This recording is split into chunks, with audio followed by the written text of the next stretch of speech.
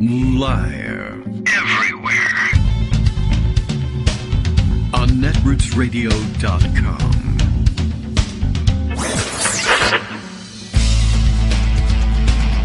David Waldman. Kagro. In the morning. Now, here's David Waldman. Hey, good morning, everybody. How you doing? It is Tuesday, May 7th, 2024. Time for another show. Time for another whatever else that goes into the show. We're on our own this morning. Joan feeling a little under the weather. I'm not really sure where that idiom comes from, but we are stuck with it. Everyone knows what it means, right? Okay, so hopefully things will be back on track shortly. You know what it's like to have to get up early if you're not feeling well. So, difficult day. And we'll make it through. There's always plenty of news, of course, although it's always good to hear another voice. I guess I could just play you clips of other people's voices. But let's read the news instead. There's a lot to catch up on, of course. It is Tuesday, so more proceedings up in New York, and things are heating up. And I guess it's Stormy Daniels due for the witness stand today. That's of some interest to those of you following the trial there. And there are some interesting new analyses available of what's going on and what the next stages of the trial are going to be like, what needs to be proven, et cetera, et cetera. Probably a good time to go over some of that. Let's see. Other ideas to cover today. What's happening here? Is that right? Justice letting me know at breaking news. But who are we talking about here? I know the reference, but Dr. Feelgood showed up at MAL. We're talking about Mar-a-Lago to the rest of the world, I guess, so that Trump doesn't have to worry about napping during the stormy weather. Is that right? All right. Well, I guess they might be, I wouldn't be surprised if they were trying to medicate him into staying quiet during testimony, especially damaging testimony like this. But that's what's on tap today. I guess we might as well just sort of fill you in.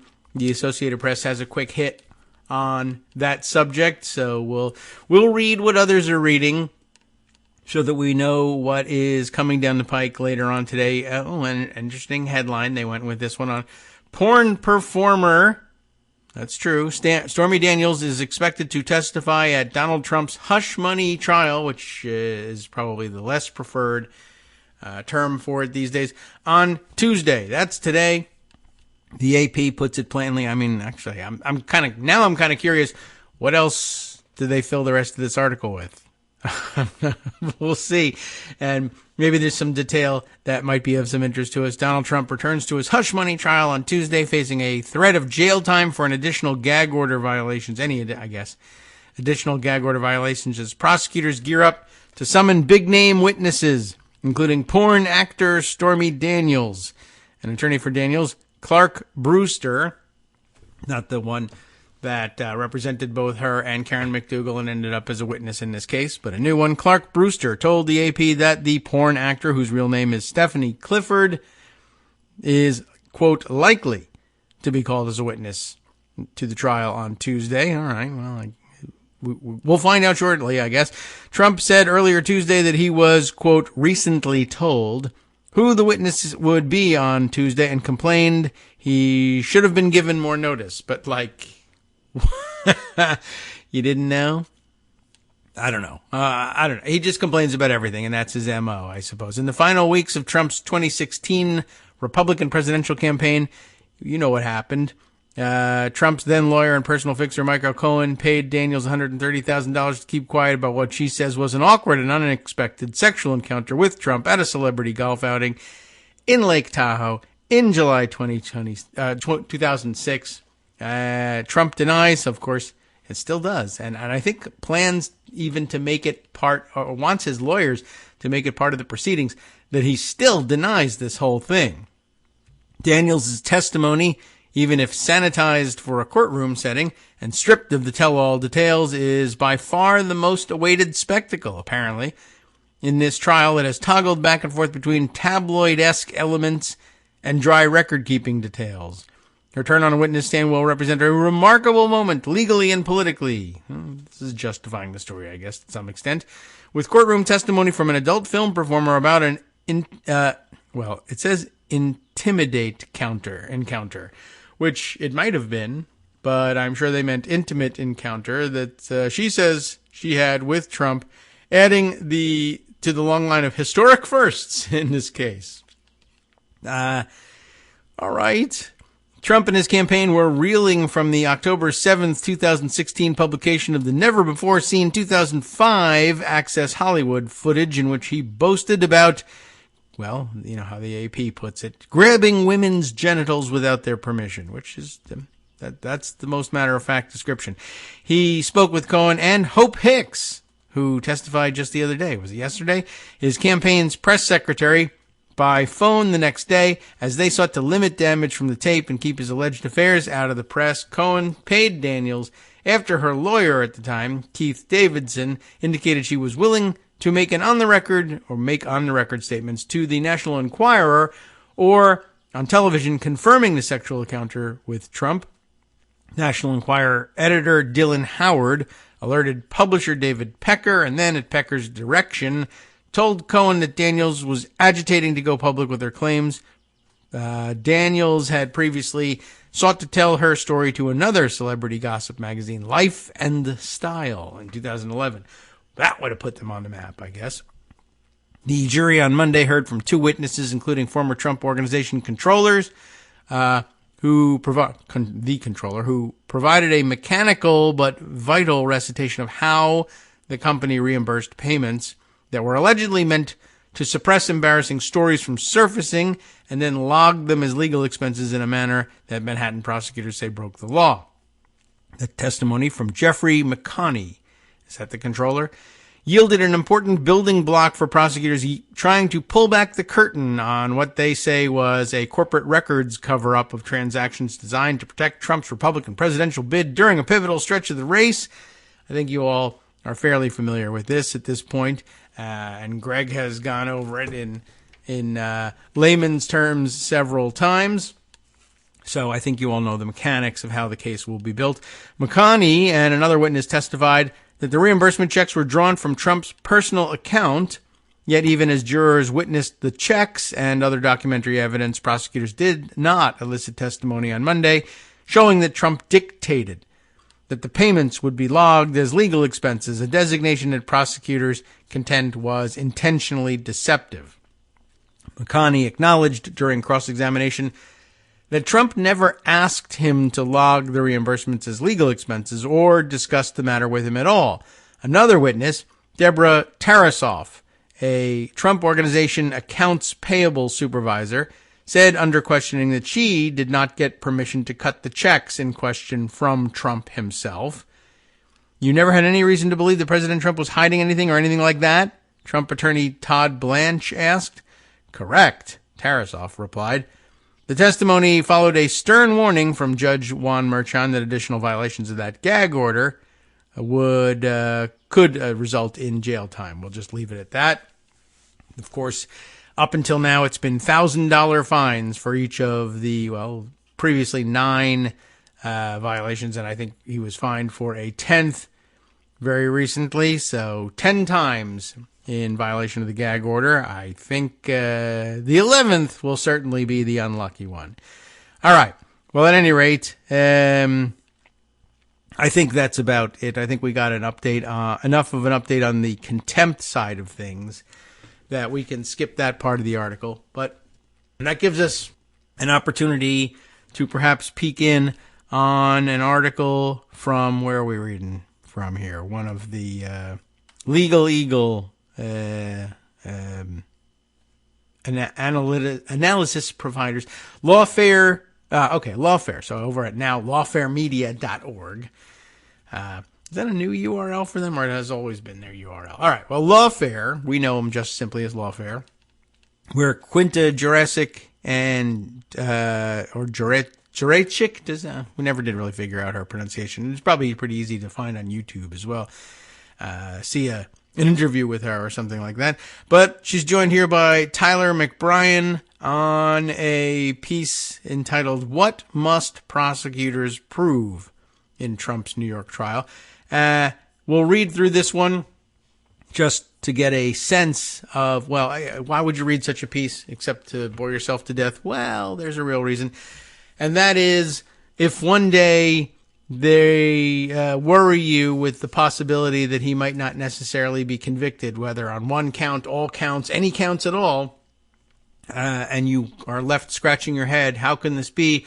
When everyone knows he's guilty, you will be able to point back to this article and say, well, some element of what needed to be done technically might not have been done, although they appear to be doing a pretty good job at ticking off all the boxes. That's what is, described in these articles that we read about the salacious details and the stuff about Stormy Daniels and Michael Cohen, and then is the stuff that's dismissed as the boring, dry detail. And they talk to somebody who we didn't even really name, and we'll give their name later on in the article because they're just that uninteresting. But that's where the connective tissue is that makes the case actually work. So let's read through this one because it might take us a little while to do, but I think it's important, if we're going to keep an eye on this trial at all, to all the legal nerds about to read this In the Weeds article about the finer points of New York criminal law in full right now. Welcome. They know their audience. Everyone reading this 3 or 4 weeks from now, panic Googling the essential questions we've attempted to answer as the jury gets ready to deliver its verdict. We're glad you finally made it. I think they know exactly what their audience is here. We're going to do it ahead of time so that you can be smart and help others through it. And, of course, to everyone else, bookmark this page. You may well want to have it handy as we head toward closing arguments, and Justice Juan Merchan issues instructions to the jury regarding what the elements of the charged offenses are. The answers to such questions will only grow in importance in the weeks to come. On April 23rd, in Justice Merchan's courtroom, former President Donald Trump's defense counsel, Emil Bove, I don't think we've even really heard or much about Emil Bove, objected to a line of questioning pursued by Assistant District Attorney Joshua Steinglass. The prosecutor had asked witness David Pecker, the former CEO of American Media Incorporated, about Steve Bannon's role in pitching and vetting National Enquirer articles that were helpful to the 2016 Trump campaign and damaging his opponents. This is the first we're hearing of from the government about Stephen Bannon being an alleged co-conspirator in connection with the so-called conspiracy to influence the election. Bove elaborated in a sidebar conversation. And after Judge Merchan dismissed the jury and moved the discussion to open court, Bove continued, "As the court knows, there is no conspiracy charged in the indictment. Statements by a campaign staff member doing normal campaign work do not further any alleged conspiracy that the people are relying on as a predicate act."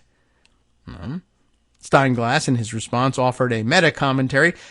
"I think there's a misperception about the law and about what this case is about," he said. All right. No kidding. Well, now there is. "Misperceptions about the law and this case have abounded since District Attorney Alvin Bragg handed up the indictment in March of 2023, thanks to either the case's novelty, a dearth of New York state law expertise outside of New York State, or both." In a recent piece for Lawfare, one of us, anyway, attempted to clear up some of these misperceptions by charting the legal theory behind the people of the state of New York versus Donald Trump. And we read a little bit of that one, I believe. While the indictment alleges no conspiracy, as Bove correctly mentioned, Bragg charged Trump under New York Penal Law Section 175.10, falsifying business records in the first degree, a felony stepped up from the misdemeanor charge under 175.05 by alleging that Trump cooked the books with the intent to commit another crime and aid and conceal the commission thereof. Justice Merchan has permitted the prosecution to pursue 3 theories related to that underlying crime, known as the object offense, but the prosecution seems to be zeroing in on one so far in particular. That is New York election law, section 17-152, a misdemeanor offense that prohibits conspiring, there's the conspiracy, conspiring to promote or prevent the election of any person to a public office by unlawful means. As Steinglass said in court on April 23rd, while it's true that there is no conspiracy in the second-degree charge on the indictment, it is not true that a conspiracy has not always been alleged to be part of this case.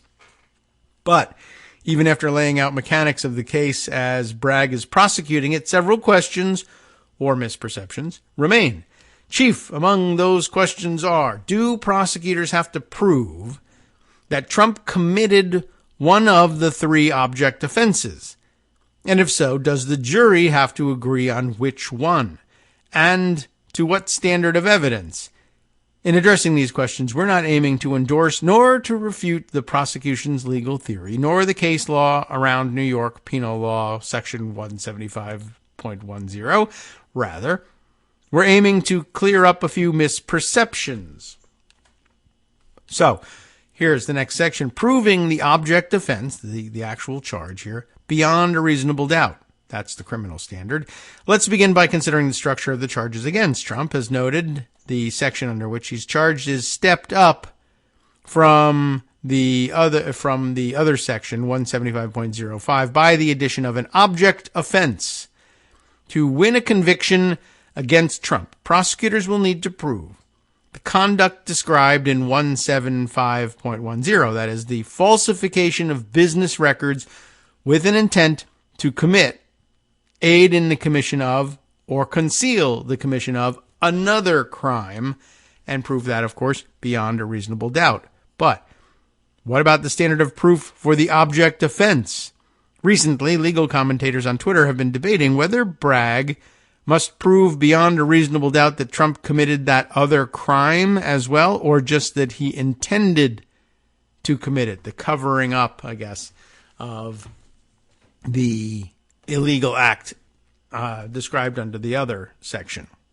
There's the illegal act of filing false information and the illegal act of doing so in order to cover up some other crime. So, where were we on this one? Oh, yes, right. Consider this handy-dandy chart. A chart. How will I describe this chart?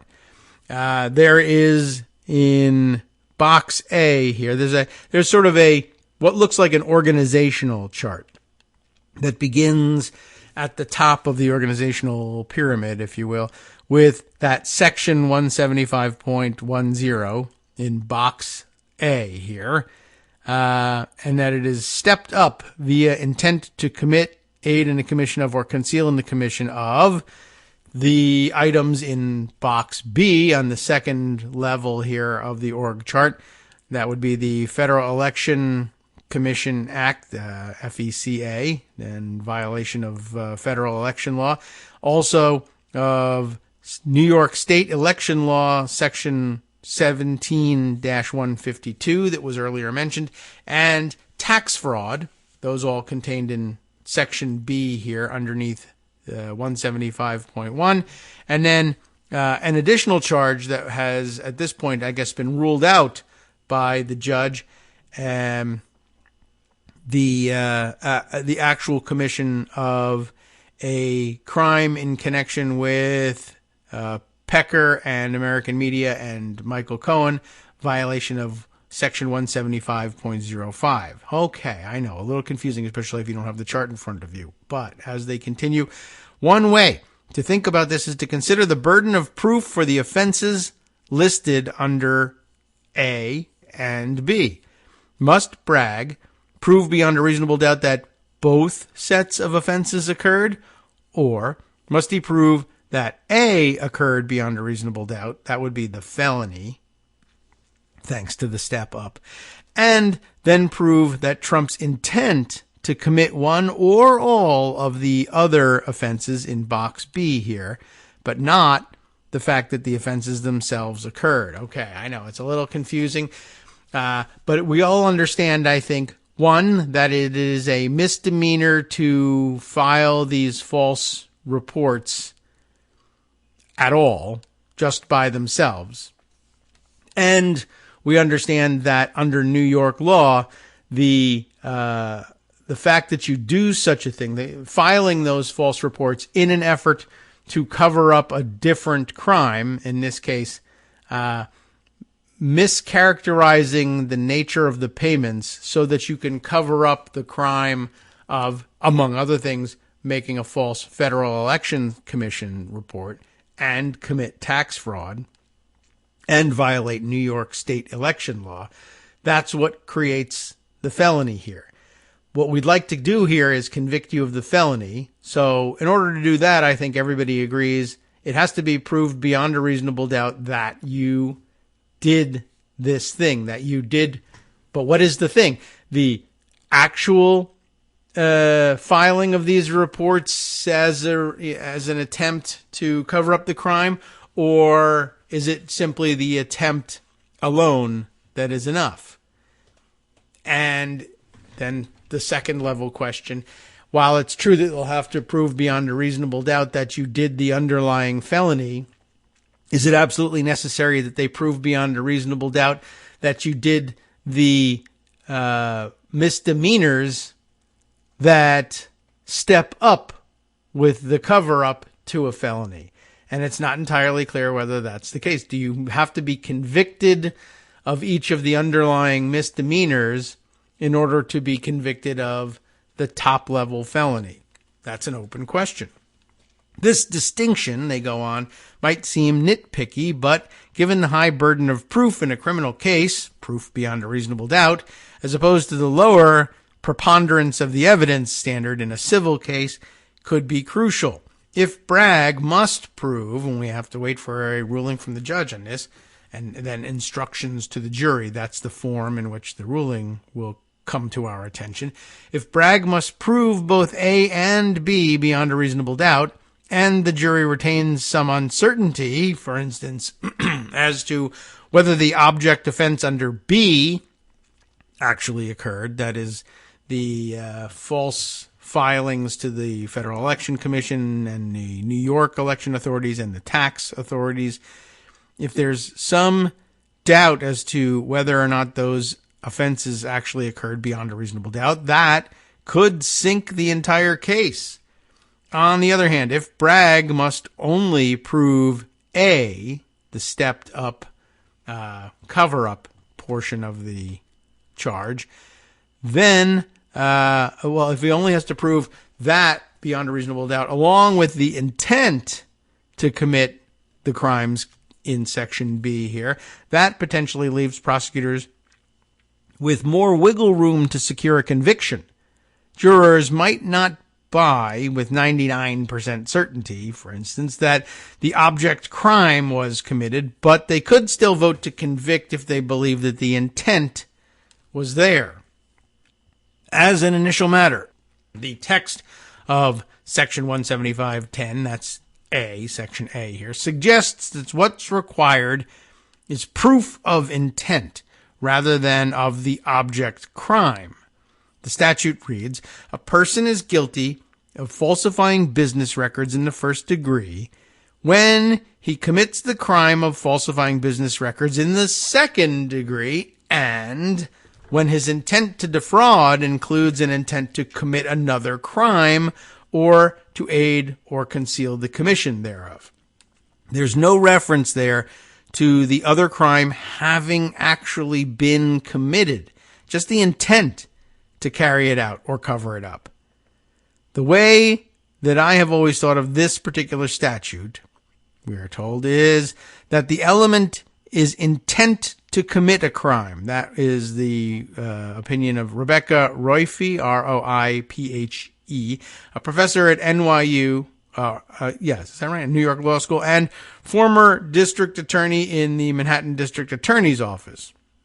And so, that element obviously has to be proved beyond a reasonable doubt. Of course, Royfi told us, the jury will have an idea of what the underlying crime or crimes are because prosecutors have to tell a story over the course of a trial.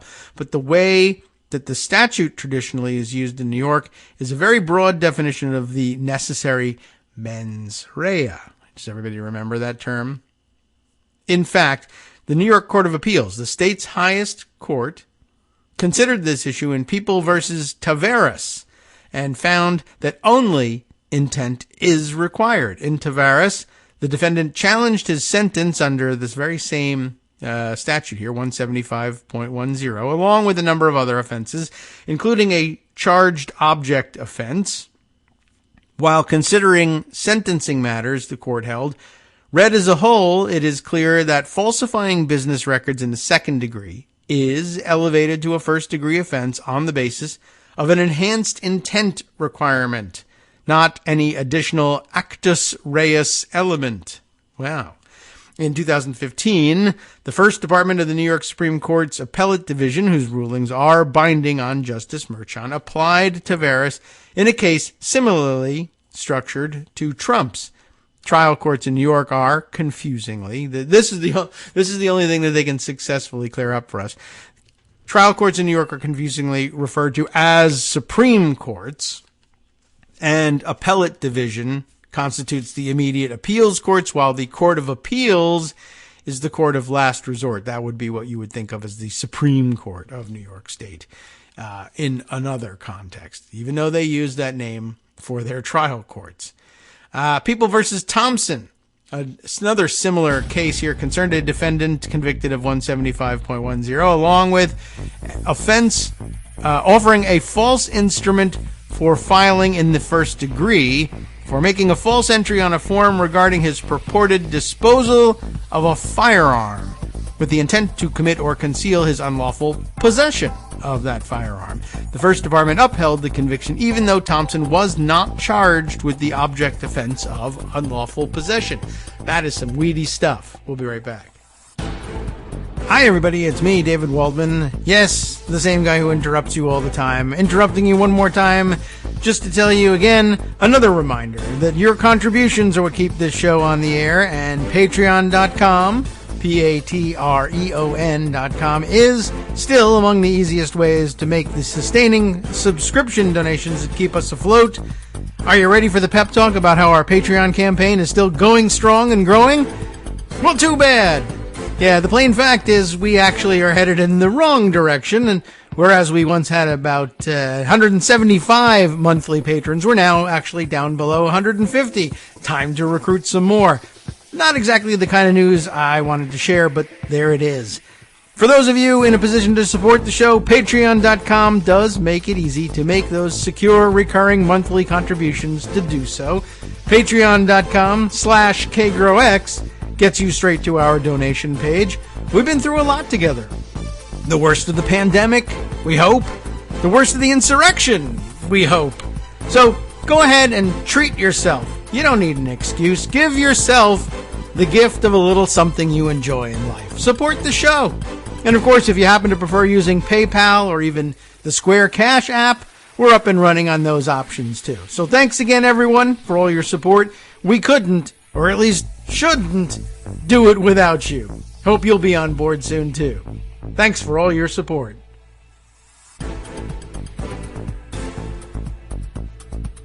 All right, welcome back now to the Kagro in the Morning Show here on Netroots Radio. I'm telling you, I'm looking through this stuff. I mean, this is extraordinarily weedy, but it makes some sense, but maybe it only makes some sense with a little bit of training. But I'm going to see if there isn't a way to digest this and make this a simpler discussion as we go forward. But let's say that for today, it should suffice that we understand a few weeks in advance that there are some really weird technicalities about the way this case works and some open questions as to what New York case law says needs to be proved versus, again, what, let's say, Trump's attorneys in, perhaps even in direct negation of New York state case law will argue to the judge ought to be proved instead, just to see if they can get a different ruling for some reason, even though there's no reason to believe that that would come through. The judge knows pretty well what he's bound to charge the jury with and what he is prevented from inventing along the way. But that doesn't mean they won't argue it, and that won't confuse things a little bit, at least for those observing the trial, even if they have those arguments outside of the presence of the jury so as not to confuse the jury. But so one, there's what I guess outside of New York they considered to be the novelty of this case, the idea of stepping up things that are by themselves felonies, but that misdemeanors, but that in combination can become felonies.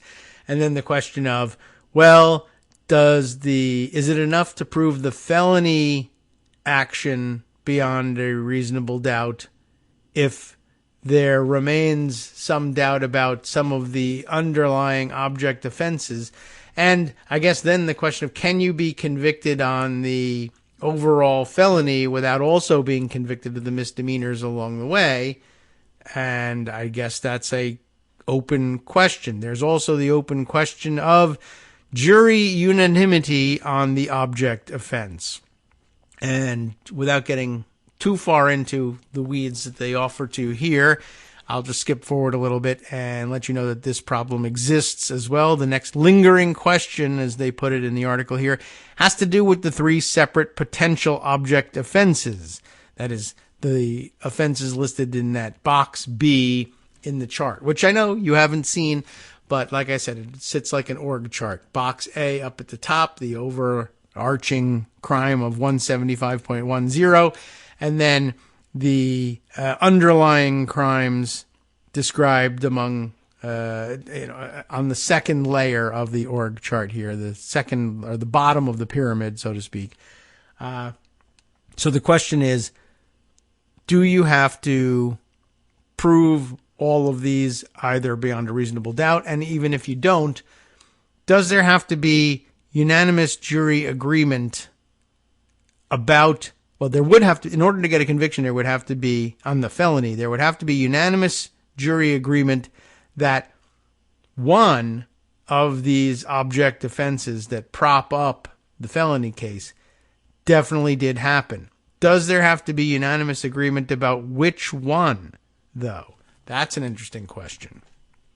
Okay, because Section 175.10 requires that the defendant must have intent to commit another crime and aid and conceal the commission thereof, the question arises as to whether the jury must agree on which object crime prosecutors have shown beyond a reasonable doubt that Trump intended to commit.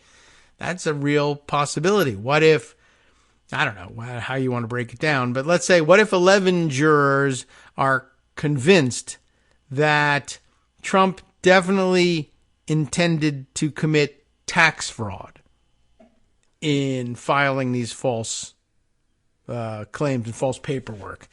And so therefore, they're ready to convict him of that, and then ready to convict him of the the felony act of covering up the tax fraud by what? Making these other additional false claims, or that the false claims were made to cover up the commission of the FEC filing. And or I guess you could, does it work laterally? Can you convict him of committing tax fraud in order to cover up the federal election crime? I guess that isn't getting analyzed here at this point.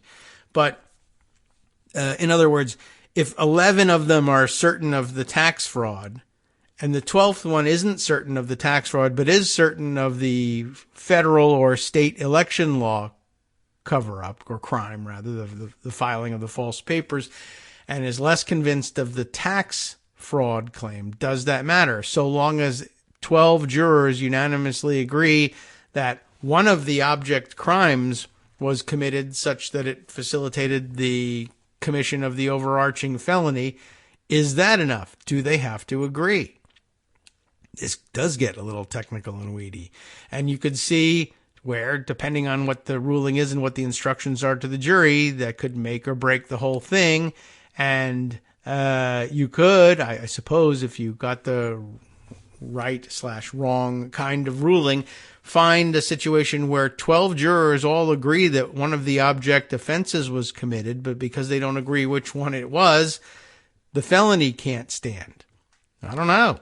We'll have to see. So how do they put it here? The lingering question has to do with the 3 separate potential object offenses. And there's a question as to whether the jury which must agree on which object crime prosecutors have shown beyond a reasonable doubt that Trump intended to commit. In other words, could 1/3 of the jurors, they use a different breakdown, convict on the grounds that Trump falsified records with the intent to violate federal election law, and 1/3 of them agree that he did so with the intent to violate New York election law. Another third of them agree to convict on the grounds that he did so with the intent to violate tax law. And would a conviction on that basis run the risk of an appeals court overturning a guilty verdict on the grounds that the jury actually was not unanimous on elements of the offense?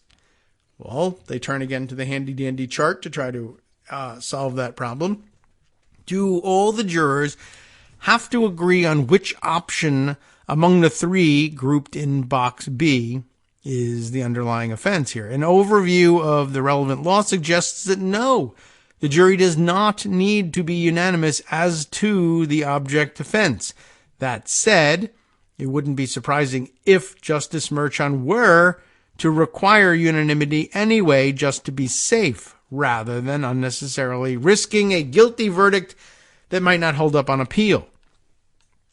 At the highest level of altitude, the relevant question here is whether the identity of the potential object offenses constitutes an element of the crime under 175.10, or merely the means of committing the crime.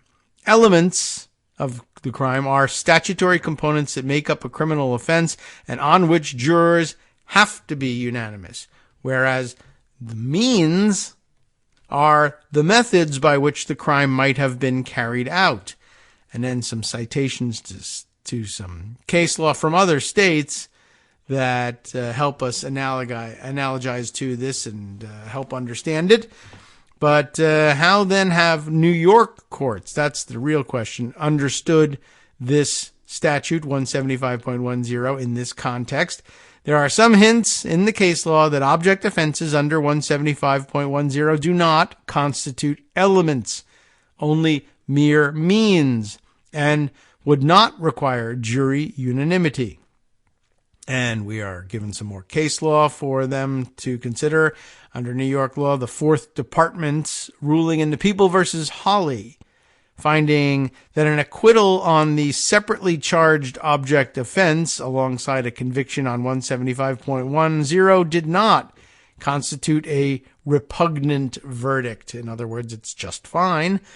Under New York law, a verdict is repugnant only in those circumstances in which acquittal of one crime is conclusive as to a necessary element of the other crime for which the guilty verdict was rendered. That would be, that would logically make some sense, right? If it's an absolute necessity as an element of the crime and it's not proven, you can't convict on that crime. But if it's simply evidence of a means of the committing of the crime, then that shouldn't necessarily require unanimity, but it might be Justice Merchan's preference to charge the jury that it does.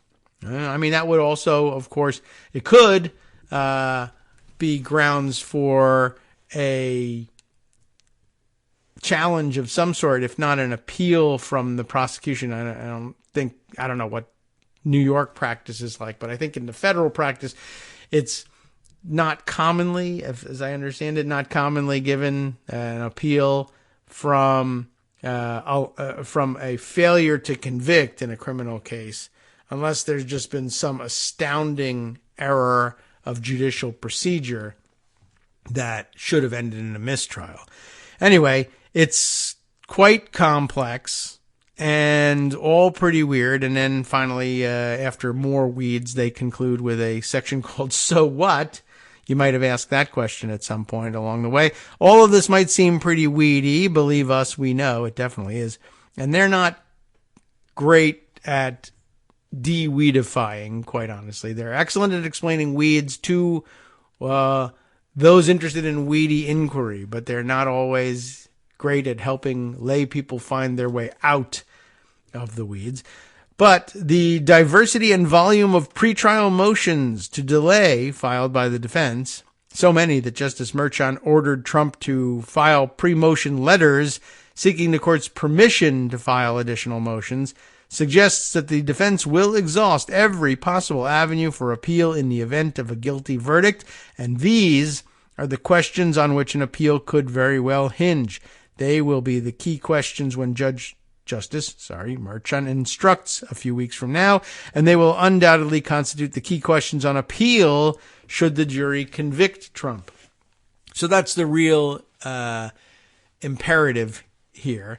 One, it will help to know, even if you can't map it out yourself or speak your way through it, it will help to know how immensely complex a question it is on how to charge the jury when you tell them how to consider the case.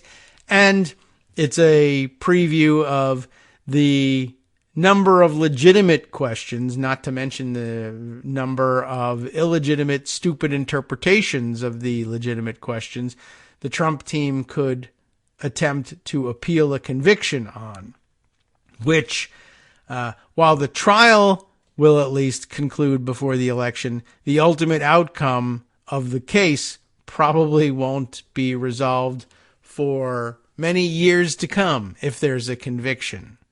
It will take years, well into the term of the next president, whoever it might be, before this case is finally disposed of. So just fair warning on that. Okay, wow. That is confusing and weird, but let's stick somewhat with this topic. There's plenty going on in the courts and plenty going on just with Trump making foolish comments, both in court and out of court, both related to his case and not. Here, let's see, another piece of information about, about the cases proceeding against Donald Trump and those in his orbit. I just wanted to make note of this one and think it was rather astonishing, and honestly, it's a testament to the times we're in that this wasn't a bigger story and wasn't considered by bigger outlets. But Newsweek reporting, and maybe the headline is enough, or the first couple paragraphs, Jack Smith, remember him? He's actually conducting federal cases against Donald Trump and his accomplices. He reveals the latest photo evidence in the Donald Trump case, and it is, well, it's this. 2 images of classified documents were found on a phone owned by Donald Trump's valet, Walt Nauta, you remember him. Federal prosecutors have claimed in court prosecutors will call a phone expert. They have to do this. Why? To demonstrate that, who did the phone belong to? What's on it? Have you examined it? Is there any chance that it was planted by aliens or foreign agents or anything like that? What does it mean that this picture would be on his phone? Is it a classified document? They'll have to ask somebody else. And, proving all the factual elements of this for people who will otherwise stay there and say, I don't know that that's my, are you sure that's my phone? Is it a phone at all? What is this image you call a photograph? Okay, well, we'll go through all of that with the experts. Prosecutors will call a phone expert to show that valet Walt Nauta allegedly shared one of the images in a text message. So there's a lot going on here. One, of course, being the crime of Donald Trump keeping these classified documents beyond his term in office and taking them with him to Pervalago sex dungeon. And then, of course, well, you also didn't keep them private. Apparently, your staff that don't have security clearance to see these things were given free and easy access to them. How do we know how free and easy it was? Free and easy enough for them to take pictures of classified documents marked as classified on their cell phones, which really should have been a tip-off. Don't photograph these things.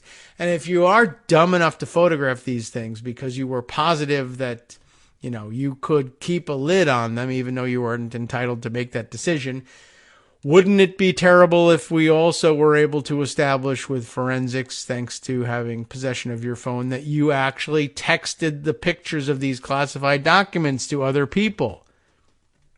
Yes, it would be bad. And what if the person on the other end does have secret clearance and was entitled to view those things? Doesn't matter for you. You didn't have them. And you shouldn't have been making any you're certainly in no position to determine who does and doesn't have security clearance to see them. And if it wasn't to someone else with security clearance, twice as bad. So now we'll have to figure out who they were sending them to. But if true, because we have to prove all these things first, this could help convince a future jury that Trump did not secure classified documents at his Mar-a-Lago estate in Palm Beach, Florida, and that staff had access to them. It does seem to prove that, right? At this stage, it's just evidence. Once we get all the rest of the pieces, that can be considered proof that the wrong people had access to these documents because of the way Donald Trump mishandled them. Nauta, who still works for Trump, is accused of helping Trump to hoard classified documents at Mar-a-Lago. The former president, of course, facing 40 federal charges from special counsel Jack Smith over his handling of sensitive materials retrieved from the estate after leaving the White House in January of 2021. He's accused of obstructing efforts by federal authorities to return them. Trump has pleaded not guilty to all charges. Wow. Well, this could be problematic. Of course, let's see, by the way of background, Nauta and Carlos de Oliveira, a Mar-a-Lago maintenance worker, are, among other things, accused of moving boxes of sensitive materials around Trump's Florida home for the purpose of preventing federal agents from finding them and conspiring to delete security footage that had been sought under a subpoena. That is to say, security footage of them doing just that, moving all of these boxes around. They've both pleaded not guilty to all federal charges against them, including conspiracy to obstruct justice, which is what the work of moving the boxes around was. The latest filing states that prosecutors informed Nauta's lawyer months ago about the two photos of the classified documents allegedly found on Nauta's phone. Now, for normal people, that's you saying, oh my God, they caught me, they've got me dead to rights, they've got my phone, there's pictures of classified documents on it, the case is about stealing classified documents, I sent it to other people, I'm doomed. What do you do if you're Team Trump? I don't know what you're talking about. That's not my phone. It is your phone. We can prove it. All right, well, go ahead. It'll take you a couple months to prove it. I don't even know that it is a phone. Well, I think we can prove to the jury that it's a phone. It's not my phone. I think we can prove that too. Didn't have any pictures on it of classified documents like you said. I mean, that seems dumb, but why not say it? All right. Now you see why. They have to bring a phone expert. What is this? It's a phone. And what is this? It's a picture on a phone. And can phones take pictures? Yes. And can we reasonably conclude that this was a physical object, that this is an image captured of? Yes. And why do you think that? Now, they won't ask the phone expert that, but they might ask somebody else. This classified document, which is actually already entered into evidence, People's Exhibit A. Do you recognize this? Yes, it appears to be the document in the photograph. The photograph that you found where? On the defendant's phone. Objection, that's not my phone. No, we've already established it. Objection, it's not a phone. We've already established that. Objection, it's not an image on my phone. No, we've established that too. That's why you got to do some of the boring stuff. So, since one of the phones contained two unique images with classification markings, the government provided those images separately to defense counsel via classified discovery in October of 2023, right at the beginning of the case, along with the related forensic report containing metadata relating to those two images. The metadata, probably the proof that the image was included in a text sent to someone else. Prosecutors are trying to convince Judge Aileen Cannon, who has problems, that Nauta had months to find an expert witness to refute the government's claim about the classified images on his phone. It's just that, what are you going to refute? So he didn't go out and get an expert. And now, though, he's saying, you can't begin my trial. I haven't found an expert witness to refute the idea that those are images, that they exist on a phone, that the phone is my phone, that they're images of classified documents, that the metadata tends to show that I shared it with somebody. I should be able to bring my own expert. Well, yes, if you want to, go ahead. Well, I haven't had a chance to get one. You have. You've had that opportunity since October of 2023. Well, then if I have had the opportunity, how come I haven't done it? I don't know. Because you're irresponsible, because you have no case, because you have no interest in defending yourself. I don't know what the reason is. But we are here because this defendant continues to file motions saying, Judge, and getting to Judge Aileen Cannon, I need to be given more time. Yeah, that's right, you do. No, he doesn't. But a federal judge says, yes, he does. That's, problematic. Well, okay. Prosecutors are trying to convince Aileen Cannon, of all people, that he's had plenty of time to get his own expert witness. They say Nauta's claim that he wasn't informed of the images is part of a wider scheme by Nauta and Trump to delay the documents case until after the election. In late April, prosecutors released an FBI interview with Nauta in which he allegedly told investigators that Trump promised to pardon him if he was elected president. How do you like that? Nauta has everything he needs to identify an expert. He's had it for several months, they said in the latest filing. All that he's really trying to do here is delay things until after the election on the off chance that he might get a pardon out of it.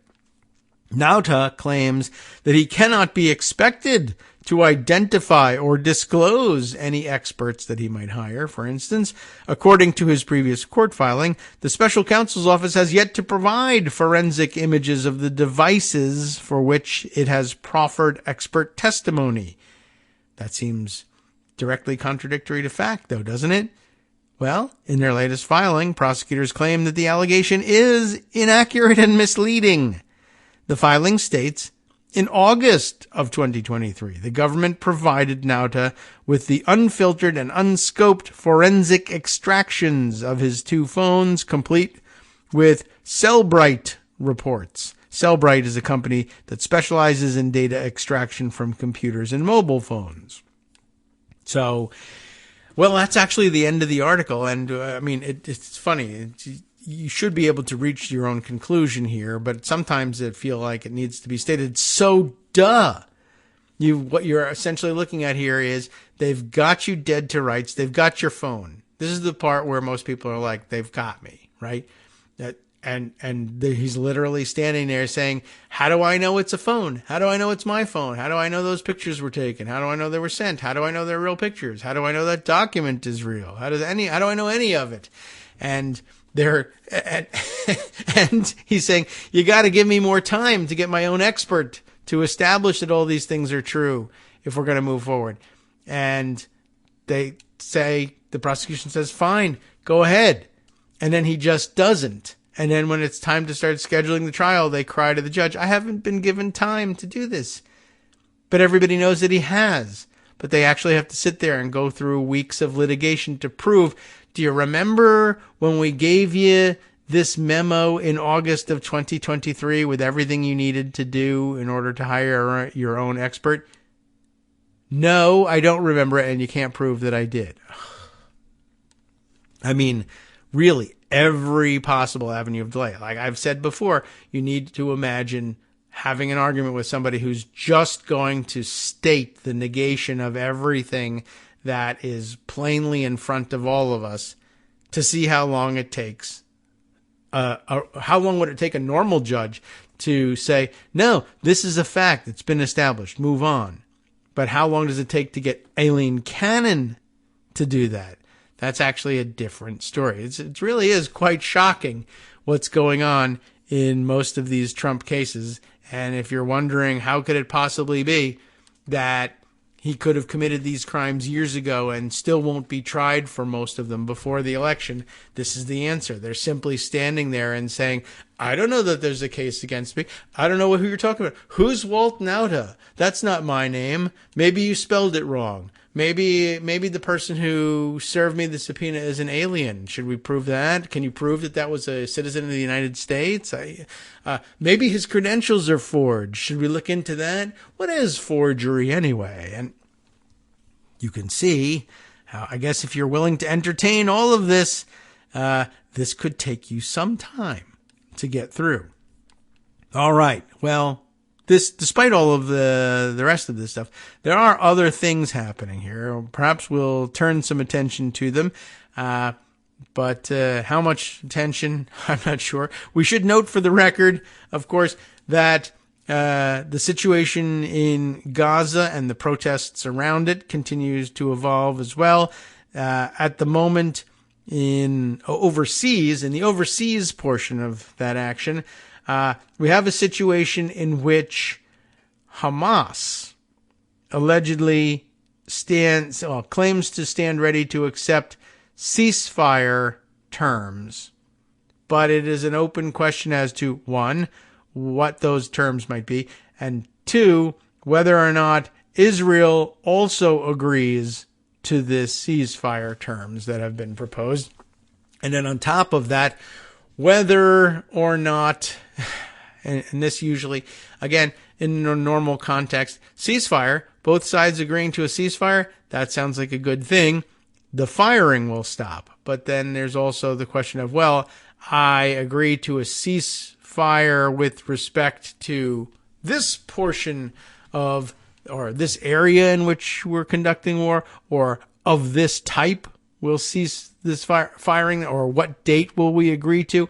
Because what appears to be happening, I don't really know that there's any logical explanation for it, but, bullets fly and bombs drop, whether there's logic involved or not. They don't require logic in order to proceed to their destination.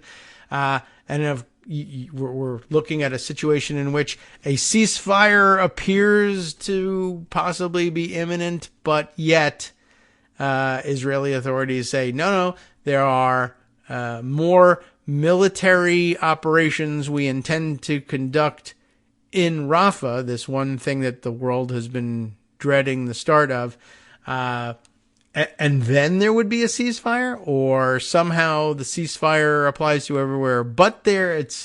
It makes no sense, and it's not intended to, as far as I can tell.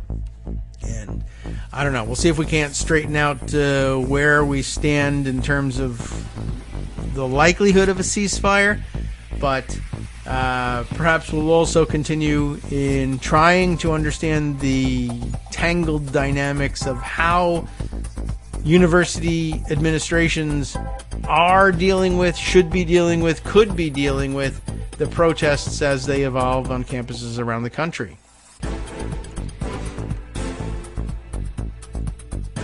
All right, welcome back now to the Kagro in the Morning Show here on Netroots Radio. We could spend the rest of the show discussing various aspects of the Trump cases and candidacy. It may be something we want to return to at some point. I'm not certain whether it's better to organize the show sticking to that subject or shifting for a little bit. And actually, the more I think about it, maybe we stick with that because of it being the domestic element here on which we're better versed. I just thought I would offer up at least one or two more things about just the general state of Trump's state of mind and mental condition, perhaps. This I thought was an interesting observation made by Steve Bannon over at the Maddow blog, just about legal proceedings in general and just, I don't know what, I guess a glimpse into Trump's mind as to how things work and how he wants to claim to his MAGA fan base things work. This was an interesting twist in that it didn't have to do with his own prosecution for once. Here, interesting headline here. Democrats' indictment, that is the indictment of a Democrat. And here we're talking about Henry Cuellar. member of Congress, Democrat from Texas. Democrats' indictment leads to weird new Trump conspiracy theory. Always interested in a weird new Trump conspiracy theory. Donald Trump responded to an indictment against a Democratic congressman by saying the justice system is rigged against conservatives. It's really not, of course, but it's also, and that's in the subheader here, but of course, it's puzzling how you get to that conclusion given that a prominent Democrat has just been indicted, and he's not the only one either. So what's going on here? Steve Bannon explains. After Democratic Representative Henry Cuellar was indicted last week on alleged corruption charges, it was tempting to assume that Republicans would be pleased. After all, the Texas congressman's indictment will likely make his congressional district even more competitive, and it will increase pressure on other Democrats to endorse Cuellar's resignation, expulsion, or both.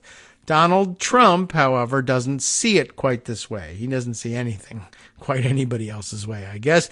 In closed-door remarks delivered at a donor retreat over the weekend, the former president, who had a habit of pardoning politicians convicted of corruption, actually complained about the Texas lawmaker getting indicted, suggesting that Cuellar got indicted for political reasons, which is something he usually says when a Republican gets indicted. But why say that when a Democrat gets indicted? Well, he says he was indicted for political reasons because he was tough on the border. In other words, that the Biden Justice Department is targeting for prosecution people who are tough on the border because he isn't tough on the border. And so he wants people who are tough on the border to have a hard time politically.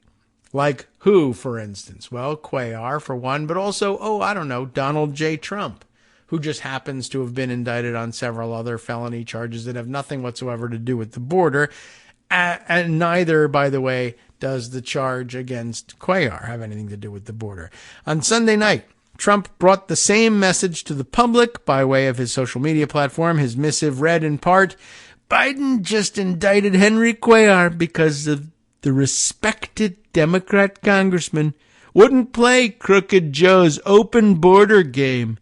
He was for border control. So they said, let's use the FBI and DOJ to take him out. That is the way they operate. They're a bunch of D.C. thugs. And at some point, they will be paying a very big price for what they have done to our country. So threatening them already, as usual. But once again, just completely out of step with the way anybody is viewing what's going on with Cuellar. But who cares? He doesn't, give a damn whether anybody agrees with him. He's just going to spew this nonsense. To the extent MAGA picks up on it, great. He doesn't need it for this case. But anyway, so to review, in Trump's mind, President Joe Biden ordered the FBI and the Justice Department prosecutors, as well as presumably members of a federal grand jury, to make up evidence of corruption against a sitting congressman of Biden's own party. That rascally White House, according to the former president's creative theory, executed this plot because Cuellar is more conservative than many other Democrats when it comes to border policy. If this bizarre perspective sounds familiar at all, it is not your imagination. When Democratic Senator Bob Menendez of New Jersey was indicted on corruption allegations last year, some congressional Republicans and one of Trump's lawyers said this too was part of a partisan plot. After Cuellar's charges were announced, that is to say Steve Bannon, made the case that the indictment did fresh harm to one of the animating concepts in contemporary Republican politics. That is the ridiculous idea that Democrats have weaponized federal law enforcement to punish Gop figures and to shield Democrats from accountability. The Justice Department and the FBI, leading Republican voices insist, are little more than political tools for the Biden White House and its fiendish allies. But given the number of Democrats facing charges or investigations at the hands of the Justice Department and the FBI, it is impossible to take such a nonsensical theory seriously. But as we're learning, nothing can shake Republicans' commitment to their baseless theory, and new evidence that contradicts their ideas is simply filtered through the conspiratorial lens. When Republicans are indicted, we're told, it's evidence that the Justice Department is being weaponized against the right. And when Democrats are indicted, the theory goes, it's also evidence of the system being weaponized against the right. The conspiracy theory must always be true, even when it's not. That is rather amazing. But then again, it should come as no surprise, given how, essentially out of it and addled Trump actually is. What did he say yesterday? Oh, yes, right. I recall being sent around by Jen Bendery here, who you may also follow as on social media, senior politics reporter for HuffPost, pointing out yesterday the, let's say, rather unhinged comments as covered in the HuffPost that Trump made about abortion issues and those circling around them. As Jen said in two messages on Blue Sky yesterday, in one of his most bizarre interviews in recent memory, Trump insisted that abortion is, quote, not that big of an issue, and claimed Republicans are, and this is troublesome, problematic, the party of fertilization. And said every legal scholar in the world supported overturning Roe versus Wade. Well, that's a hell of a claim. And attached is the HuffPost coverage about these things. But what she boils it down to is that he offers this ridiculous word salad that is entirely meaningless, but not only meaningless, but facially untrue. Trump declares the Gop, of course, the party of fertilization. But why? Gross, right? It's an apparent attempt to argue that Republicans have been protecting women's access to IVF, in vitro fertilization. Of course, everyone remembers that it was Republicans' zeal in attempting to restrict access to abortion that ended up in Alabama, at least, completely screwing things up to the extent that IVF would, under their new abortion restrictions, be itself illegal. Even though, well, it was an extraordinarily unpopular stance to take and an extraordinarily popular procedure in Alabama and elsewhere, and everyone was shocked that the party of family values was doing what it could to make it illegal for people in Alabama, at least, to start families. And then they realized how far they had overstepped and scrambled to try to undo the damage. But Trump scrambles even harder to undo the damage by simply saying, oh, that series of events that you may have witnessed with your own eyes isn't true. He offers up instead this indecipherable word salad. We want to help the women. We want to help the women because they were going to end fertilization. They were going to end it. There wasn't going to be any human fertilization going on anymore. Isn't that something? And that may have caught you by surprise that they were seeking to end this natural process. But of course, it's not true, right? We want to help the women because the Democrats, were going to end fertilization, which is where, and then he realizes, okay, not fertilization, but the one kind of fertilization, IVF, right? Which is where, when the IVF, not the IDF, the IVF, where women go to, he's just off track so many times, and then he finally gets himself on. We want to help the women because they were going to end fertilization, which is where, when the IVF, where women go to clinics and they get help in having a baby, and that's a good thing. That's a good thing, not a bad thing. And we're for it 100%. You made it illegal, but we're for it 100%. They tried to say that they weren't for it. They actually weren't for it and aren't for it as much as us. But women see that. I mean, he doesn't understand any of the procedure. He doesn't understand any of what damage they did to it in Alabama. He doesn't understand who took what side. He doesn't, and it's difficult for him to follow because, of course, Republicans in Alabama had to like pull two 180s in order to try and fix the situation, right?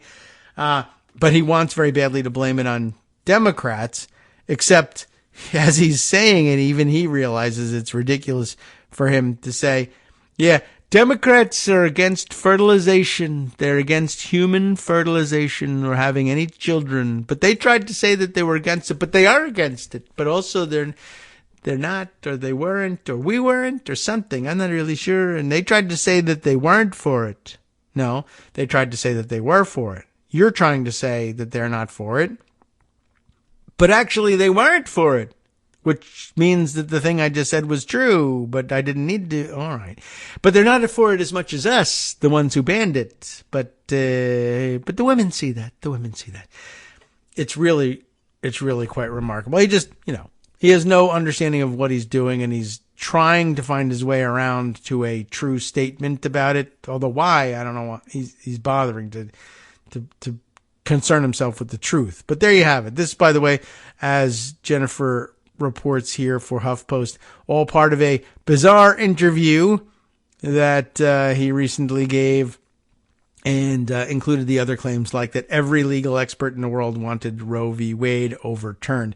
The interview was, by the way, with a local Michigan TV station, Fox 2 in Detroit, in case you were wondering where that popped up. So a full report on the interview in the HuffPost here from Jen, but quite correct, I think, out of all of it, to highlight that particular word salad offering. And the fact that he has uttered the phrase that the Gop, the Republican Party, is the party of fertilization should be just kind of stomach churning to you in general.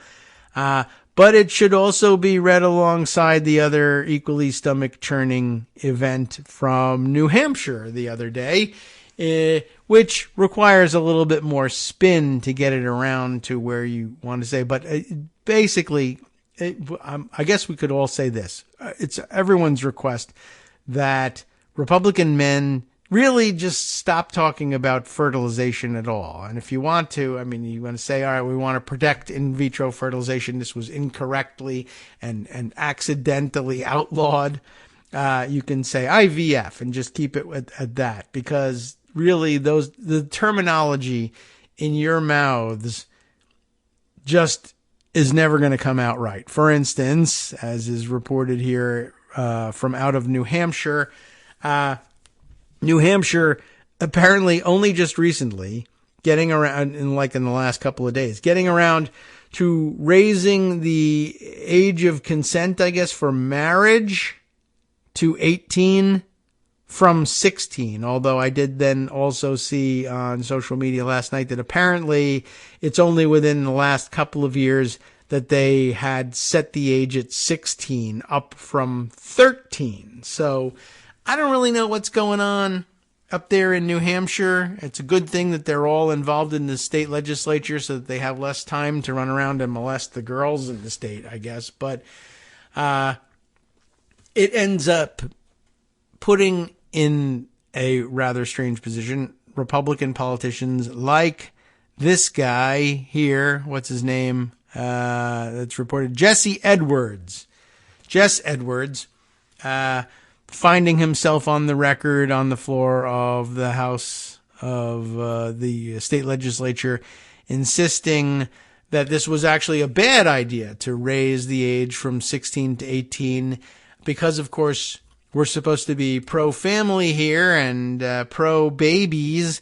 And after all of these girls that we are aging out of the marriage option are ripe and fertile, and maybe we have to take a look at what's on your computer, sir. That's not a great way to talk about 16-year-old girls in your state or anywhere. And it's interesting because if you actually view the video of what he's saying, it's like, well, that is inartful, to say the very least. But you are sort of trying to get around to another point why Republican, maybe only the men, politicians, can't express themselves adequately and without getting themselves in perv trouble. I don't know. The actual underlying point that he was trying to make, it's not a good one, really, but it is it certainly could have been made without being so pervy sounding. What he was trying to say, interestingly enough, is, he's clearly a strident anti-abortion or anti-choice kind of a guy. And what he's attempting to say here, I think, is, if a 16-year-old, I guess we'll say girl, because the age of majority being 18, but if a young woman at 16 years of age, somewhere younger than 18, but I guess for purposes of the law, 16 to 18 years old, 16 or 17 years old, finds herself pregnant, and we know how you would find yourself pregnant, right? You would be pregnant, and we know how that happens too, but without getting into it, he was upset that this change in the age of consent to the marriage, and I guess it would, although I don't know what the technicalities of the marriage law actually are in New Hampshire or anywhere else for that matter. But his concern was, okay, so you have a pregnant 16-year-old. Previously, the option was available to her if she chose, for whatever reason, to not to terminate the pregnancy and to keep the baby. But she wouldn't have then the option of marrying as well. And therein somewhere lies something of a point. I guess so long as you don't think too much about, who's the father of this child? If it's two 16-year-old kids who are just in love and have had an accident with their birth control, or whatever, then you might say, I would advise perhaps that you're a little young for the step of marriage, but then again, you've entered into the step of parenthood, and what am I going to do? And maybe it would be a reasonable idea. And I could guess there you might say, Jess, if you kind of found a way to put it that way, two 16-year-olds who find themselves pregnant and willing to raise the child, perhaps marriage ought to be an option. And I'm not certain that the law prevents that. Of course, on the other hand, if you have a 16-year-old young woman who finds herself pregnant and is interested in keeping the baby for whatever reasons, and dad is 47, shouldn't they be allowed to get married? So who knows what kind of grooming situation that could be. By the way, I thought you were among the world's most vociferous grooming opponents, but apparently not, because, ripe and fertile means it's okay. Or I don't know. This guy is weird. And it's just odd that the Republicans keep getting themselves into that. And then, of course, for Donald Trump to offer up that they're the party of fertilization. No. Let's not have that be the presentation. What can you do? They just are committed to this sort of stumbling over and over again for no apparent reason. We can't figure out why they keep presenting themselves as outrageous perverts. But they do. Anyway, so let's see. Other things that we might decide to delve into. I actually was kind of interested maybe in continuing on with the reading of the Foreign Policy magazine entry from yesterday from Batya Ungar Sargon, who was explaining how the nature of the Hillel organizations on college campuses have changed of late, and thought you might find that interesting, and especially interesting alongside further commentary from what was the name of the person on Blue Sky that we were reading from? Lux Alptrum, I believe, right? Who continues to sort of be out there and out front in explaining the disparity, or explaining at least one side of the disparity in what Zionism is and how it's regarded as between protesters and people who might, for instance, show up as counter-protesters, and how difficult it is traditionally for people who've been exposed because of their Jewish background to the operations of Hillel on campus, how odd it is to find it among the demands for divestment from the protesters in the various encampments. Let's see, where can I roll back to some of this?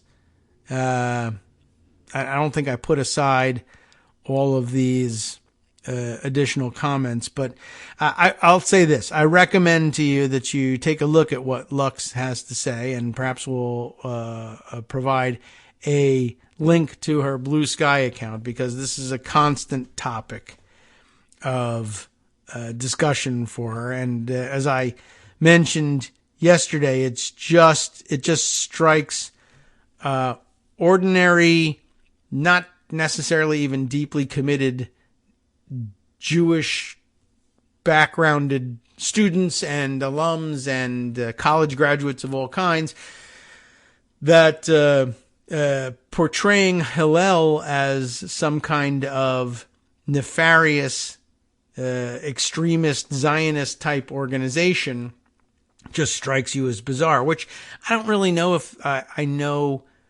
a parallel in, like, let's say, Muslim culture that would make sense, because it just doesn't, I'm not steeped in it, so I don't know how things are regarded. But what struck me was, for instance, the objection among activists against Islamophobia, who objected, for instance, to things like Islamophobics' insistence that any religious educational organization be, one, labeled in the Arabic so as to make Islamophobes in America panic, labeling them as madrasas. And what are we going to do? How are these students being radicalized? It's the madrasas. And then it turns out, well, madrasa is just the word in Arabic for basically any kind of religious school at all. And that, it's like coming to, it's taking the Arabic word for school and then saying, oh my God, that means radicalization, that means terrorism, when in fact it means religious schooling, including the teaching of the peace messages, as any religion has anywhere in it as a part of it, and also the contradictions, of course, that come with it. But it sort of struck me that way, that to an Arabic speaker or someone with with some sort of practicing Muslim background, even if it's only a distant connection to it as a familial religion, and they are not themselves dedicated practitioners, tagging things with the scare tactics of calling it a madrasa in particular, for English speakers, with the intent of creating this feeling of dread and fear about it. And the same thing here, but speaking to non-Jewish students or others involved in the protests who might be sympathetic to the Palestinian cause, and saying, well, Hillel, and if this is your first exposure to Hillel and you're told that it's a radical Zionist organization and that Zionism is, in fact, not this loose-knit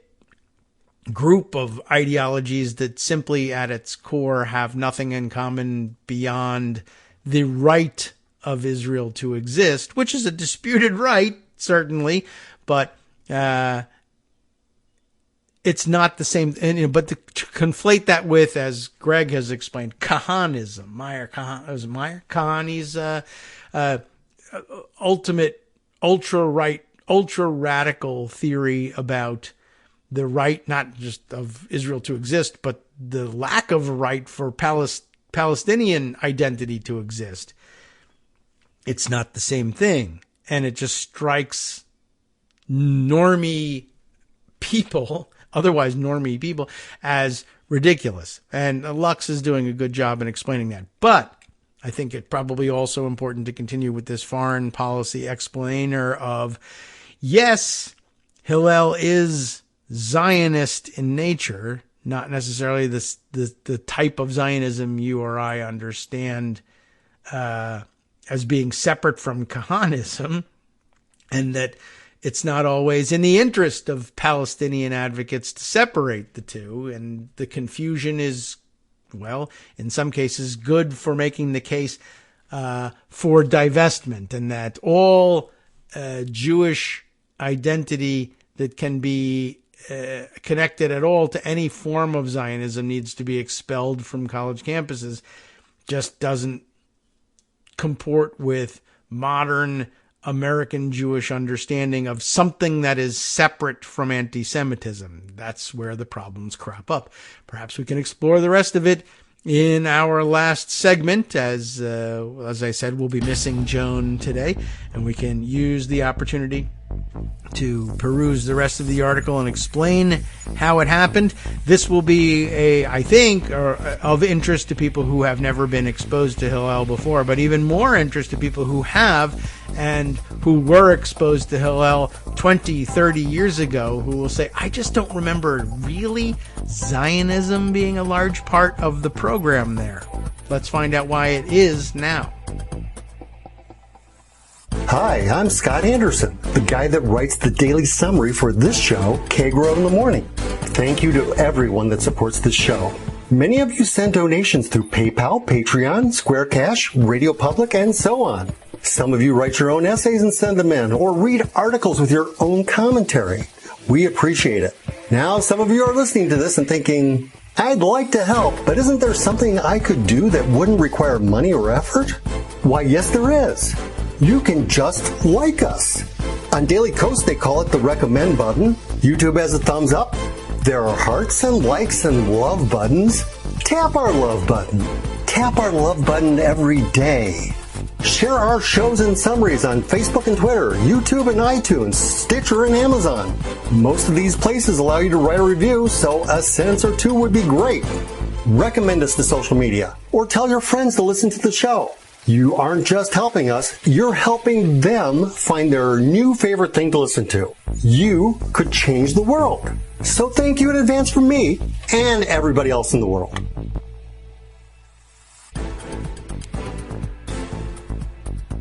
All right, welcome back now to the Kagro in the Morning Show here on Netroots Radio. Let's say, where did we leave off? In reading, just as a reminder, what happened in the first part of the foreign policy article, we were reading about the whole thing is about the evolution of the Hillel International, the sort of international umbrella organization under which individual campus Hillel organizations are ordinarily to function, but that they had this mini blow up on the campus of Swarthmore College in Pennsylvania, where Joshua Wolfson, then a senior at Swarthmore College, and this is an older article, by the way, but I should point this out. I don't think we mentioned the date line on this article, is almost 10 years old. So when they say that things have changed in the last 15 years or so, we have an additional 10 years on top of that. So it's like a quarter century.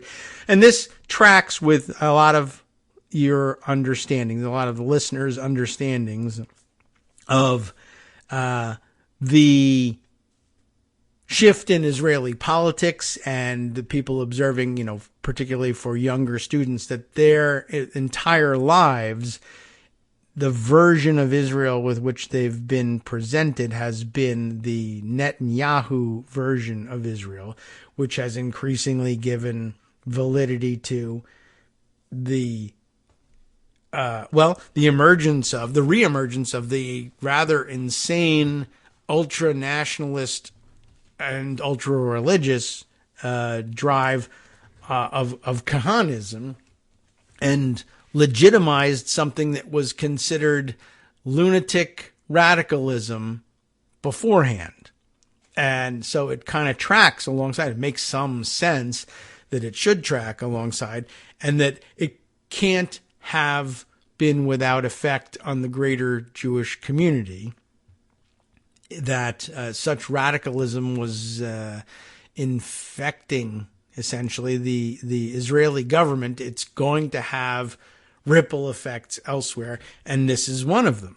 So, again, this is actually dated from November of 2015, so keep that in mind, that we're reading a report from a time capsule here.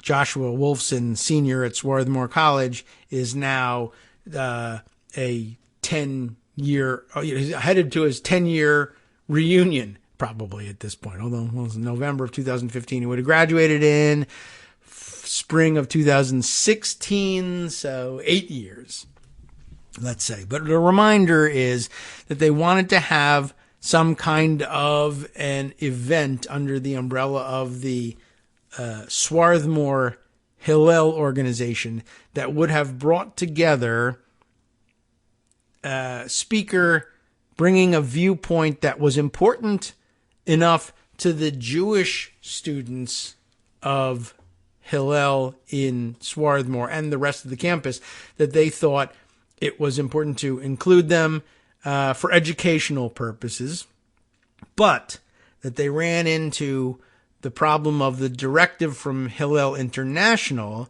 that such a speaker who would be espousing some form of anti-Zionism and therefore could not happen under the auspices of an Hillel International affiliated campus Hillel organization, and that they felt strongly enough about doing the event anyway. One, should be a message of great encouragement to many people, and two, showed that it was of such importance to them that they actually separated from the international umbrella group and said, we're going to stand on our own. And then there was the interesting side note that they felt like this was something that they could do independently without jeopardizing their funding sources, so that they could continue to operate on the level of bringing these somewhat controversial but actually rather brave educational opportunities to campus. And what could be better than that? But also be the place that Jews of any stripe on the Swarthmore campus could turn to make sure that they had a source for getting hold of a menorah for celebrating Hanukkah, or having some potato latkes or some hamantashen at Purim, and just sort of connecting with cultural Jewish roots and religious Jewish roots while away at Swarthmore. But they were still willing to do this, and they could continue to fulfill that mission plus the educational mission by separating from Hillel International, because they had funding both from Hillel of Greater Philadelphia, which itself you would think would have problems then on their behalf with Hillel International. I don't know exactly how they worked that out, but there was also the observation that student activity fees at Swarthmore went to broadly to the support of Hillel, among many other institutions. And it was that funding which gave them the independence to intentionally break with the far more stridently Zionist, apparently, Hillel International, and therefore be able to hold this event. And yet it is that method of funding which is being targeted at the moment by the divestment demands of some of the student encampments. And I'm curious about whether it would make a difference to them, for instance, to know about this history, and whether it might not be a valuable discussion for the leaders of the protest encampment to have with the sympathetic Jewish students who have joined their ranks. And while they would certainly have to admit that, yes, there's an element of Zionism in the Hillel organization, both internationally and even locally, that they might have the opportunity to explain, one, the different shades of Zionism and what they may or may not mean, and two, what it means for a local Hillel to separate from the national or international Hillel movement in order to help stand alongside those who at least are advocating, if not the full Palestinian liberation platform, some recognition of the need to cease the fighting in the name of humanitarian relief, whatever objectives they might actually agree on. This would be a great way to do it and make for good dialogue. And I assume it's happening somewhere. And the fact that it hasn't instantly appeared in the manifestos issued from the encampments doesn't mean that this isn't happening. Like everything else and in every other political context, these things will take time. But it would make for a fruitful conversation, I think.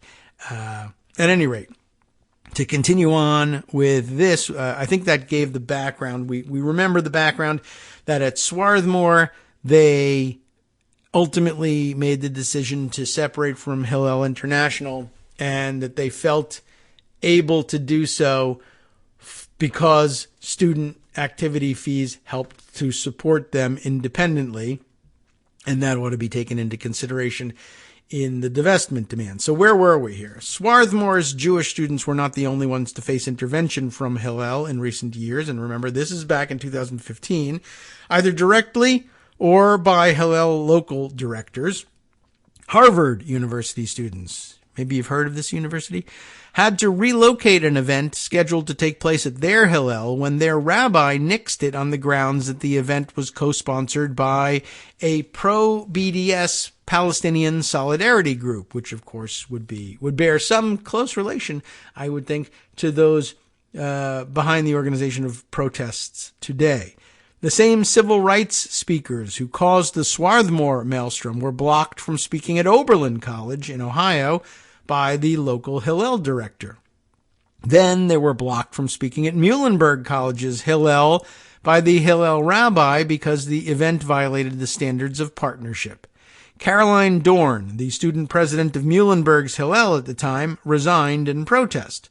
I can't be a representative of Hillel International, an organization that I feel is limiting free speech on our campus and prohibiting academic integrity, Dorn wrote in an op-ed in the college's newspaper. There, too, another important point, academic integrity. That is the freedom to have this kind of academic debate over different approaches to what it means to, or how to fairly govern and recognize the human rights at stake in the conflict, and that there are differing opinions about what and how to do, what to do about it and how to do it.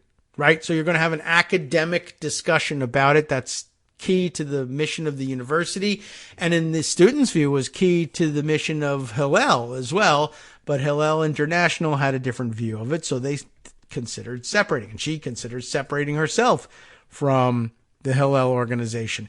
What is interesting about that, again, is that also included in the recent demands from out of the protest encampments are some elements that under the umbrella of not using university resources to promote what some of the protesters, the organizers, in some cases behind the protests, view as, well, one, view as intrinsically connected with Zionism and their definition of Zionism at that. But the campus, to the extent that they believe that all Zionism is the same and that all Zionism is hate speech, they don't want any university funds going to funding the inclusion of hate speech, which if you accept that definition, you can understand. If you don't accept that definition, then you have a problem. And in many cases, even faculty who certainly support the right of the protest encampment to exist have said, this demand we have a problem with. This demand we cannot meet because this demand contradicts directly the academic freedom that we, as in many cases, tenured professors, insist is basic to and intrinsic in our mission. We have to be able to have academic debate as between legitimate different opinions. But the protesters say, well, one of the legitimate opinions in your view is in our view not legitimate. Which, if you assume their point of view would make a certain amount of sense, just as you would say, well, it doesn't make any sense to say that we have to say as a matter of academic integrity that there ought to be constantly academic debates between Nazis and everyone else. After all, many people have protested speakers that they say espouse Nazi or Nazi-like views on campus, and that shouldn't be. And most normal people, normies, to say it that way, do understand and agree with that. And I guess to the great frustration of Palestinian protesting students, they are confused as to why people don't view Zionism the same way they do. And that has to do in some cases with the fact that it's just not the same as you describe it. Most people just don't regard it that way, or at least certainly most Jewish students don't. At any rate, back to their description of the situation here. Hillel International is an umbrella organization that oversees some 550 chapters on campuses in North America and a few dozen in other countries around the world. These centers, which are headed by a Hillel director, often a rabbi, are meant to build, quote, an enduring commitment to Jewish life, learning, and Israel. Yes, Israel, according to its website. The organization fosters Jewish life on campus through a number of programs and activities, including Shabbat services, Passover seders, lectures, discussion groups, and other programs. So, again, most of your exposure, to the extent you have any, to Hillel will be about, a holiday is coming up and I need some equipment for that. Or I want some of the food that traditionally goes with it, and they'll be making some. Or discussion groups about important issues, sometimes about the conflict and sometimes just about events in Israel. Or, if you wanted to go and get an Israeli perspective from on the ground about the big protests about the judicial reforms that Netanyahu was proposing that had caused such enormous uproar in Israel, they would be having such a discussion. Or a book club, whether overtly Jewish books or just let's discuss a mainstream book from a Jewish perspective because you're Jewish. That's the exposure most people have to Hillel. And to find out, you're a murderer now because you went to the book club or got some potato latkes, I think probably shocks the conscience in many cases. And I know it's supposed to, but it's not a super effective persuasion tool in every instance, let's say. But yet, there are some things that are changing. How did Hillel go from being a center for Jewish life on campus to an organization threatening colleges with lawsuits for using its name? That happened, not because of the protests. That just happened. Not immediately just happened. I mean, it simply did happen. According to numerous sources, Hillel has changed, both since its founding in 1923. Of course, things are going to change since 1923, and especially in the last 15 years or so, which again, this article is itself from 2015. Now, it's changed in the last 15 years ago, and so therefore now a quarter century, from a religious and cultural organization in which a variety of opinions were tolerated, to more of a hard-line pro-Israel lobby that tolerates limited dissent. That does track and make some sense. That's in many ways what a lot of things surrounding Israel have undergone, right? Supporters of the organization contend that as a private institution subsidized by private funding, Hillel is fully within its rights to place strictures on the kinds of conversations it tolerates. We can be strongly supportive of the rights of anyone to engage in free speech on campus, Richard Joel, a previous Hillel International president, told me. I don't think it means that it has to happen at Hillel, But does this policing of discourse come at the expense of the students whom Hillel was created to serve? Students at American colleges where they have come to engage in critical thinking and debate. As Hillel changed its priorities and became less tolerant of diverse viewpoints regarding Israel, it is coming into direct conflict with a growing and particularly contentious issue on college campuses, BDS. Now, Hillel, the next section begins, wasn't always explicitly Zionist. And again, here, you're going to have to do a lot of reading about what is Zionism and what stripes of Zionism are there and what different varieties exist now and why did they exist and what did they try to do. There's a fascinating background out there for you if you're interested in reading about it. They weren't always explicitly Zionist.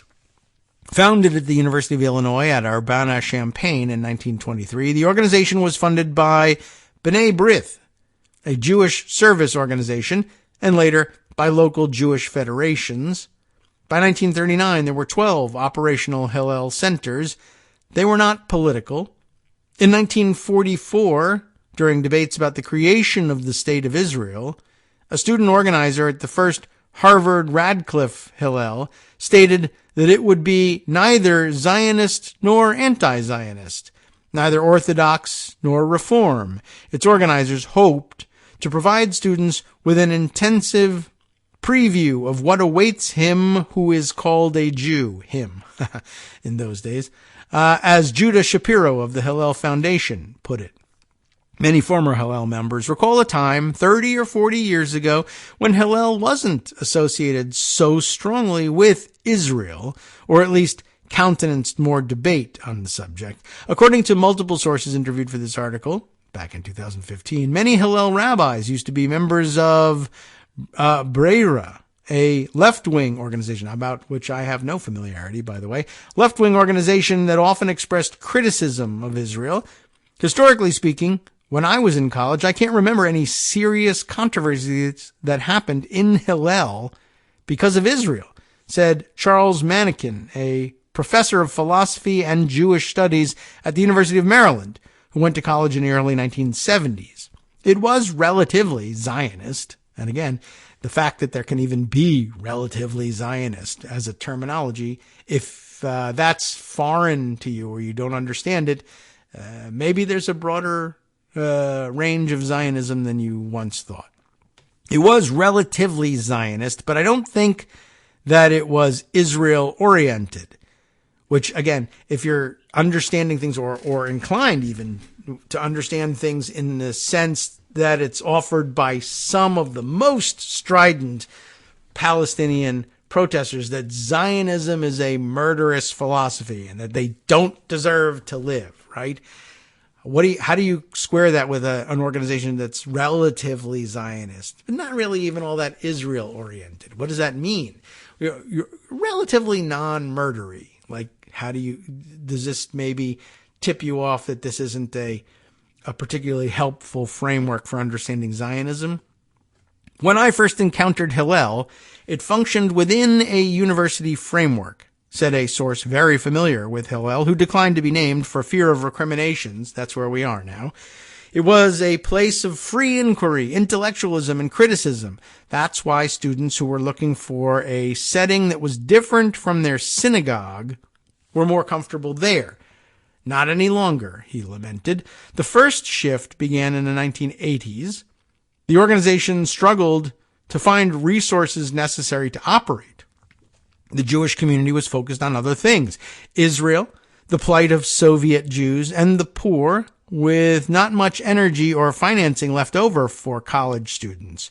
All that changed under the administration of Richard Joel, previously mentioned, who was Hillel's president from 1988 to 2003. So by around the end of my own college experience, and then several years during which I would have had nothing whatsoever to do with campus or Hillel. So I just missed the thing entirely. Joel transformed Hillel from a group of small independent centers into a more centrally organized corporate institution, and maybe that's the problem, with localized funding provided by some of the American Jewish community's largest donors.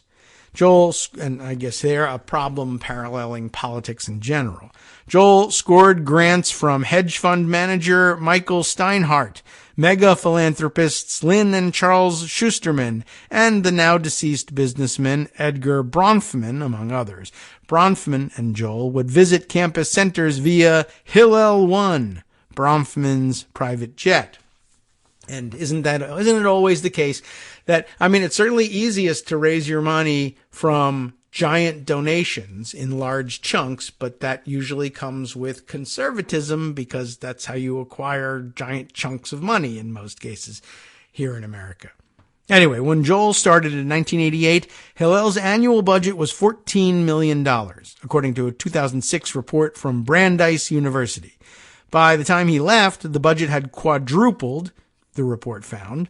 According to the Brandeis report, a rise in intermarriage recorded by the 1990 National Jewish Population Survey helped spur his efforts to convince Jewish donors that college students were a demographic worthy of attention and funds. They were worried about this idea of Jewish students going off to college and being exposed to all sorts of viewpoints, which is not a bad thing by any stretch of the imagination, but in addition to being exposed to all sorts of different viewpoints, there was really no effort at any point to remind people that why not make an expanded study of your own culture as well.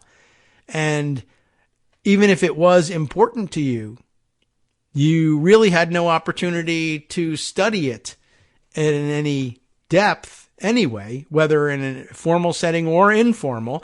And so it should be no surprise, even if it was alarming to Jewish activists that there was this much more intermarriage, which, doesn't bother everybody, for instance, like, me. But if it, to the extent it bothers you and it occurs to you, well, there's really no effort to reinforce Jewish cultural appreciation on campus anyway, isn't that a big gap we're leaving? Yes. So let's pay some attention to it. We created a brand, they say, called Hillel and made it compelling. Both for a generation of college students bringing a different kind of approach to it that made it a real important Jewish educational enterprise, and to major donors. Joel told me in a recent interview, but it's not like selling a widget. It's not about marketing. It's about product and purpose. I don't know how that differs, but okay. With Joel at the helm, Hillel developed a strong ideology and identity as a Jewish educational enterprise with the mission of promoting the valuableness of being part of the Jewish people on the part of Jewish students, as he put it. In 2011, casino mogul and mega donor Sheldon Adelson, oh no, and his wife pledged $1 million to the Jewish Agency for Israel for the organization's Israel Fellows Program, which places Israeli college grads in Hillels throughout North America to assist with Israel education and advocacy. There are now 65 fellows, and the donation is $3 million annually, according to multiple sources with knowledge of the program. And in 2013, Adam Milstein, a pro-Israel donor, donated $1,000 through the Hillel at the University of California, LA, that's known as UCLA, to the campaign of two pro-Israel advocates, as he put it, running for student government. Checks can be written payable to Hillel at UCLA, read an email leaked to the Daily Californian. Please earmark in the memo UCLA student government leaders.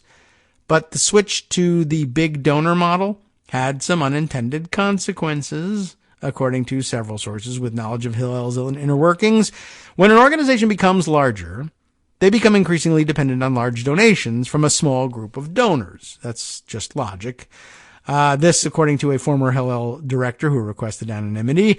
In the Jewish community, the big donors have unnuanced views, let's say, on Israel, and they have come to see college campuses as a war zone, and they have to protect Israel. Oh dear. And the donors don't have to explicitly threaten to pull funding for their politics to influence programming. Whether they use their sway explicitly or not, in my experience, amounts to the same thing, he says. It amounts to the same thing. The effect is a chilling of debate and discourse. the former director said. There's now a right way to think about Israel. Everyone involved worried that if they said anything contrary to that view, they will lose donors. I always worried that I would be fired over something to do with Israel. Being pro-Israel is the new circumcision, he said. The definition of if you're a real Jew. Well, that's problematic all around. There's still a lot more to this article, by the way, and I definitely recommend that you all take a look at it. But just for a few more minutes here, we read through. During the second intifada, which lasted from 2000 to 2005, Hillel's self-conceived role as advocate for Israel was solidified. Previously, Palestinians weren't speaking a leftist language, said Peter Beinart, author of The Crisis of Zionism, which maybe everyone should read. And I don't know. I don't know much about it, but could be of interest. And a professor at the City University of New York. Throughout the 1990s, Yasser Arafat would appear on TV with a thick Arabic accent, wearing his keffiyeh and speaking about Arab pride. But after the Second Intifada, the atmosphere on college campuses changed. Pro-Palestinian activists increasingly adopted the international language of human rights and non-violent resistance, though, you know, Hamas never really caught up with that part of it, sure. But yes, that's an important part of it. And the BDS movement, which seeks to put pressure on Israeli policies through nonviolent boycotts and sanctions, saw a huge surge in support. And since then, BDS has been gaining traction among students. Many in the Jewish world and Israel to view college campuses as the state of Israel's largest battleground. Well, that's troublesome. Joel, who served as president of Hillel until 2003, when Avraham Infeld took over for 2 years, and then in 2005, Wayne Firestone became Hillel's president and CEO. Firestone previously worked as director of the Israel on Campus Coalition, a national organization dedicated to strengthening the pro-Israel movement on campus, according to its website.